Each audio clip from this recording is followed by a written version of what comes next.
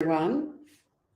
Good morning, everybody, and welcome to my tips on every Friday morning on LinkedIn Live around what you can do in terms of growing your business. My focus today is one of the secrets in terms of being able to engage and retain employees, and that tip is to care more. One of the questions I frequently get asked is, Shivani, I care a lot for my employees. In fact, I think I overcare.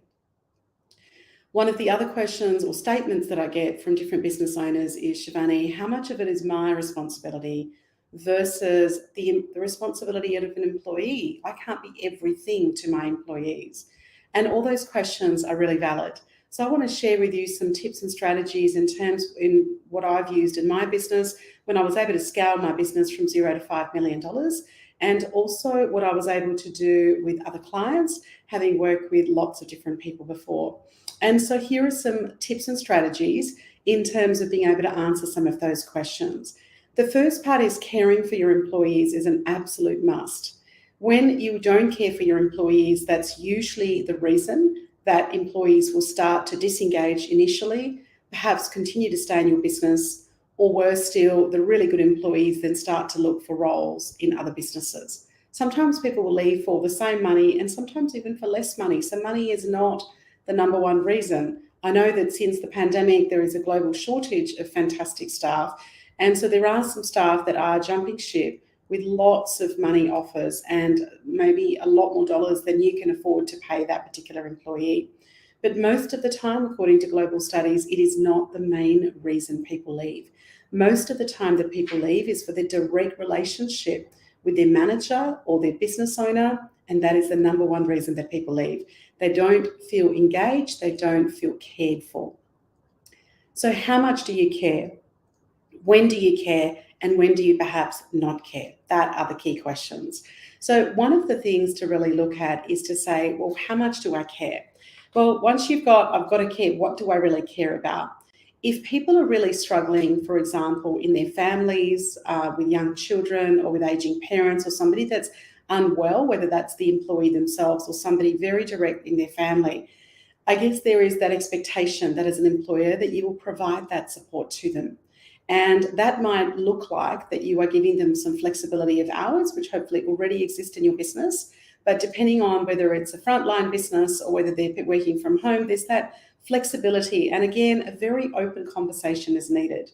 A lot of the times what happens is business owners don't have that conversation, almost avoid that conversation. They want to show the caring bit, and they don't get clear in terms of the boundaries or how long this is expected for. And then one of the two people gets resentful. Either as the business owner, you'll get resentful, or as the employee, you'll get resentful. So just even having a trial period that says, okay, well, how much support do you need? Well, I think I need a week. Or look, it's a longer injury, or my parents have got dementia.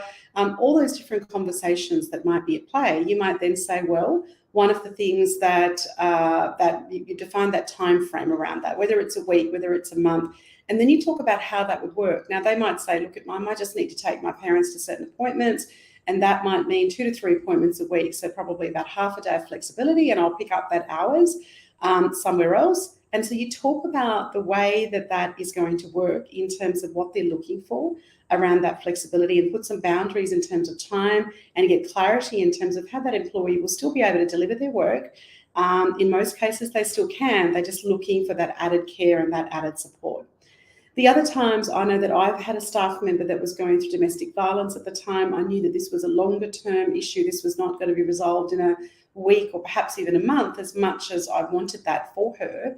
And it was something that was systemic, that was a big issue in her life. She had a child with this particular man where she was experiencing domestic violence. So we needed to actually have a conversation that looked like that it was going to be more of a 6-month period. And one of the things we spoke about, and I so wanted to, care for her enough where I wanted to pull her out of that situation. And I initially, as the business owner, wanted to step into that and perhaps overstep into that role. And I realized very, very quickly that that was not my role. My role was not to go and fix it for her as much as I wanted to, as much as it really pushed my values button and I really wanted to rescue her in a better way. So I really just had to let her make that decision in terms of how she was going to operate that. and how she was going to manage that. But over that 6 months, we talked about that if she had any injuries, that she could text me without texting her manager and say, look, Shivani, this is what's happened. I didn't need a photo of that, but we just spoke about managing that as she continued to exit out of that relationship in a safe way for her and for her child. And so that was perhaps an extreme example of providing that support. But again, we got very clear on what she needed, providing that support. And I was also able to link her with some agencies and people that provided some of those services to women in those situations.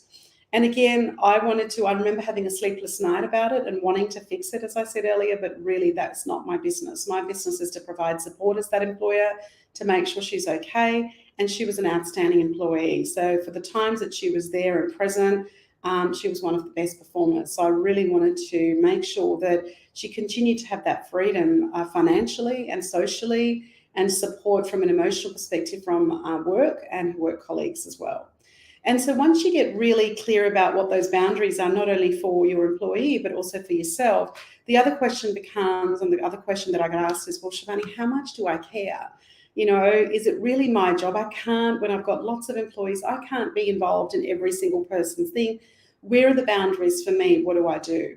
And look, we can have a deeper conversation about it. If you want to DM me or send me an email to shivani@askshivani.com, please reach out or through the website at askshivani.com. I'm so happy to tackle some of your questions or put them, if you're watching this live, I can see a number of you on here. Please just pop the question into the chat box and I'll see if I can address that as well. But I believe that there is a very clear boundary that we also need to set as business owners in terms of when we are playing the business owner role, when we are playing the management role, when we are playing the trainer's role. Sometimes we're trying to train some of our people in terms of how we want to get things done. And then I believe that there's also this role called counsellor. And so we want to also be able to counsel or be there as a lending ear and really listen to our employees in terms of what's happening. I think it's really important that we're really empathetic towards our people. But I think there's a point that if they're that employee, you have given them some guidance and you have talked them through a particular issue, whether it's another issue from a work perspective or outside of their work, and they're not implementing it, and they basically want to come to you and what I call just download and keep talking to you about the same issue over and over again, and you feel like you're stepping into that counselling role on the same issue over and over again, that's probably where after 2 or 3 times I start to close the boundary around that. And I said, look, we've already spoken about this. I'm trying to be really caring and empathetic and really listen to what's happening here. We talked about some strategies in terms of what you were going to implement and you haven't been able to do that. Or have you tried them and then they haven't worked? Tell me where that's at. And then the onus then is really back to them, and you're starting to get them to think through, why is it that they keep talking about the same issue over and over again? And what is it that you might need to do to be able to help them sort that out?